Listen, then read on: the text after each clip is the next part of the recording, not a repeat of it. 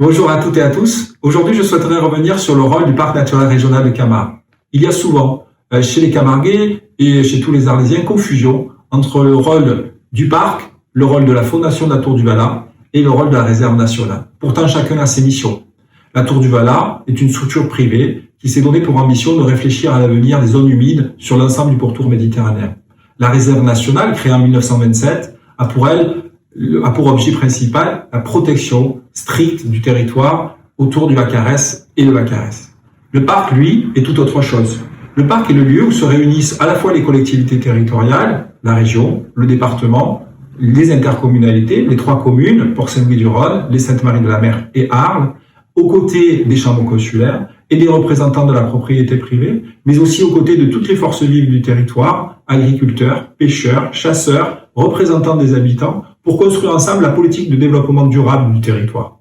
Aujourd'hui, et notamment autour de Salins-de-Giraud, beaucoup de questionnements se posent par rapport à la gestion des étangs et marais des Salins. Cette gestion a été confiée par le Conservatoire du littoral qui a acheté en 2007 les espaces à la Compagnie des Salins pour une somme de 70 millions d'euros. 70 millions d'euros qui malheureusement n'ont pas été réinvestis véritablement sur le site de Salins-de-Giraud et je le regrette.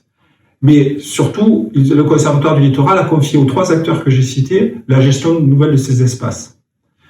Cette gestion ne peut plus être celle d'autrefois. En effet, autrefois, il y avait une pompe à Bauduc qui permettait l'alimentation de l'ensemble des étangs, et notamment de l'étang de Bauduc, avec de l'eau de mer tout au long de l'année pour produire du sel.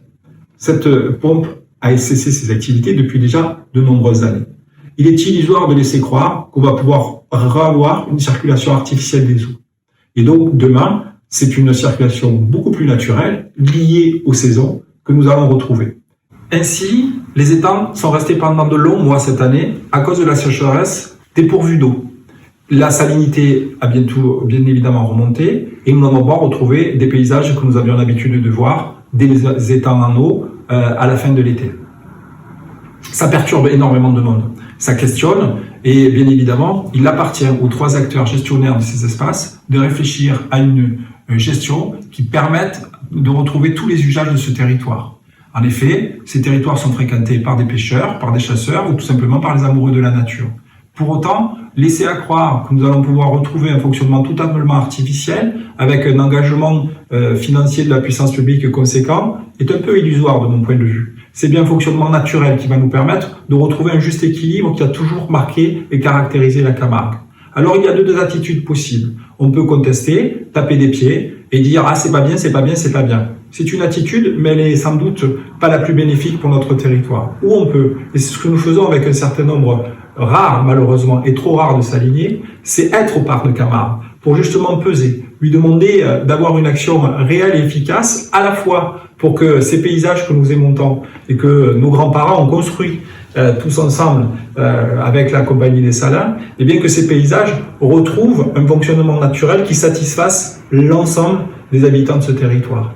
C'est difficile, c'est une politique qui se construit dans la durée. Pour autant, elle est nécessaire d'être faite des uns avec les autres et non pas les uns contre les autres. Et donc demain, oui, j'insiste, le parc naturel régional de Camargue aura un rôle particulier de fédérateur, un rôle particulier de rassembler l'ensemble des acteurs de la Camargue pour construire une politique qui soit équilibrée et permette tous les usages agricoles, parce que c'est notre économie, mais aussi les usages de loisirs que sont la pêche, la chasse, ou tout simplement le plaisir de se retrouver dans des milieux naturels exceptionnels que le monde nous envie.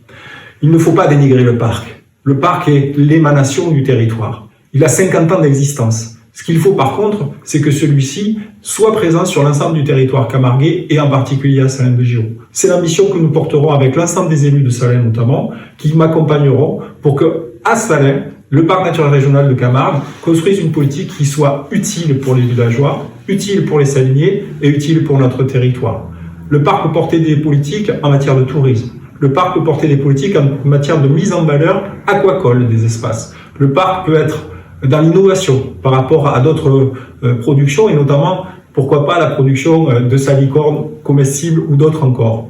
Donc nous avons tout à construire avec le parc. Je le répète, on peut être des opposants systématiques ou on peut au contraire choisir d'investir le parc et pour lui demander des comptes et lui demander d'agir pour notre territoire. C'est ce que nous ferons demain et ça sera une politique beaucoup plus efficace que la simple protestation.